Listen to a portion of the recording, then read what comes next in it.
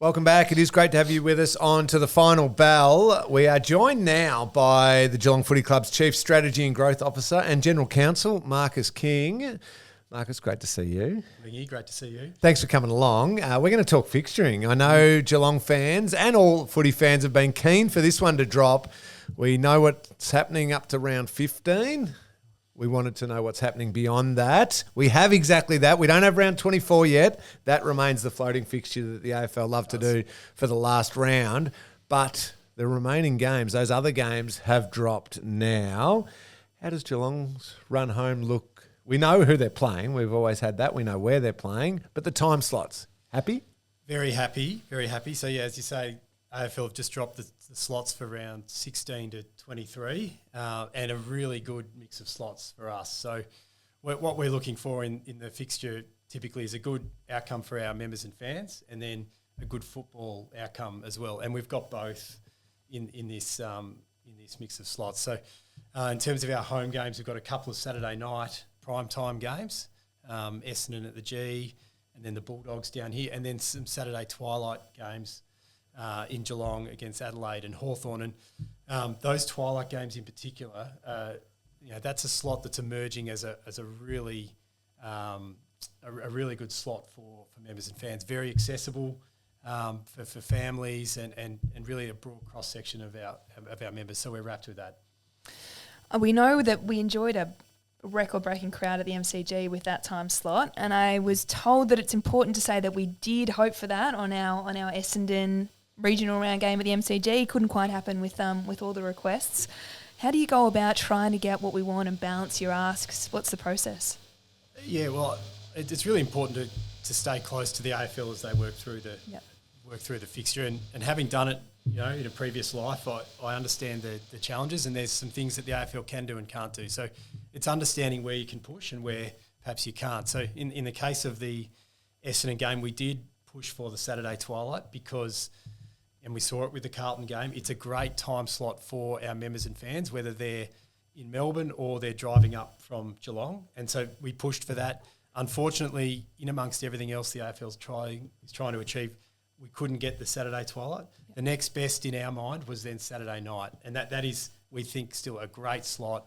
It's prime time, Channel 7, and two clubs both going really well. So the Saturday night is, for those living Geelong, Bellarine, Surf Coast, probably an easier get to than the Friday night game. We do have one massive Friday night blockbuster against Collingwood, not a home game, an away game for Collingwood, but on the Friday night. So for the fans, the ability to get up there and get involved, as you're talking about, Saturday twilight being the priority, Saturday night being the next best. Yep. Do you request to avoid Friday nights or don't mind? What's the club's stance on that one? Well, for our home games in Melbourne, we ask to avoid Friday because it is so hard. When you're finishing work or you're picking kids up from school to then get to Melbourne from Geelong, that's tough on a Friday night, whereas Saturday is a bit easier. So, yeah, we do ask to avoid Friday for our home games. You mentioned the Collingwood game, Friday night at the G. That's an away game, so we don't necessarily get as much influence over that.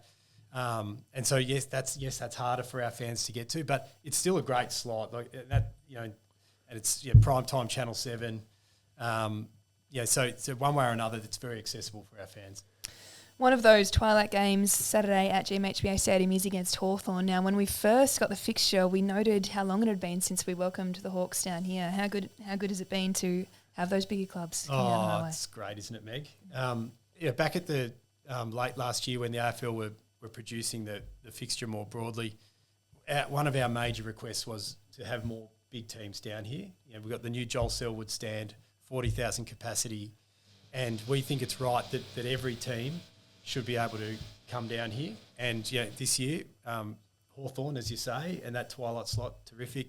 We've got Richmond here in a few weeks' time, along with a number of other Victorian sides. So that's what we think the norm should be down here going forward. That's pretty exciting. You talk about that's the ability to maximise attendances, get that wonderful, and also the exposure around television and everything like that.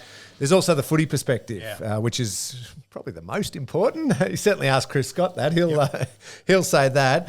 Only one 6-day break in the run home, obviously depending on the round 24 game. And also the cool thing is, of the away games, only 2 of them are interstate. So one in Tassie and then the one game in Perth. So from a football perspective, this feels like a really good, solid run into the finals. Oh, I agree. I've touched base with Scotty about this. He's very happy. It is a really good, consistent turnaround between games. Only one 6-day break, as you say. Only 2 travels. So 7 of the 9 games in Victoria. From a footy point of view, very strong. Now, we've got a few themed rounds in the fixture as it finishes up. I think I touched on the regional round. We've got one more retro round, Bulldogs Saturday night. Do you buy the jumpers for each of these events? Look, I haven't bought one for every time. Okay, disappointing. But I will this year. And I know we've had Melbourne as the retro opponent last few years, which has been great, but I like the change-up. Obviously, we don't have Melbourne in Geelong this year. There's a long history with the Bulldogs. I think that'll be a really good game, actually, and I'll be looking to get the jumper. We've got a pretty exciting couple of weeks. I know we're not here to talk to you about the next couple of weeks, but the fact that we've got GMHBA Stadium games back-to-back once the team gets back from Darwin, the Giants and the Tigers, obviously the Giants right up the pointy end of the ladder, the Tigers perhaps in a different phase right now in their rebuilding with the injuries that they've got, but having those couple of big GMHBA Stadium games, and then before we head into the back half of the year, how's everything going as far as attendances, the new stand, chin, the feedback? What are you hearing around from corporates, supporters, everyone around how GMHBA Stadium's travelling at the moment? Yeah, unanimously positive, Lingy. I go back to round 1. Almost 40,000 people here. It felt full, it looked full, sounded full, and that's been the experience, I think, ever since. So those games coming up, the Richmond game is effectively sold out.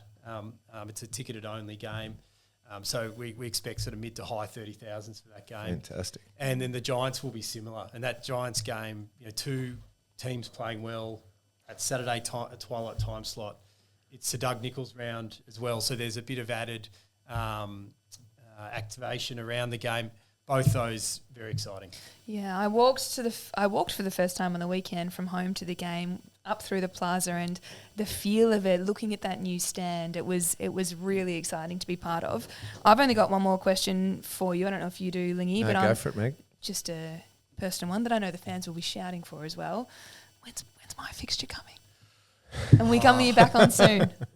I'm keen to get it too, Meg. And AFL said yesterday it's a couple of weeks away. Awesome. So we will know more soon. But women's season starting end of August.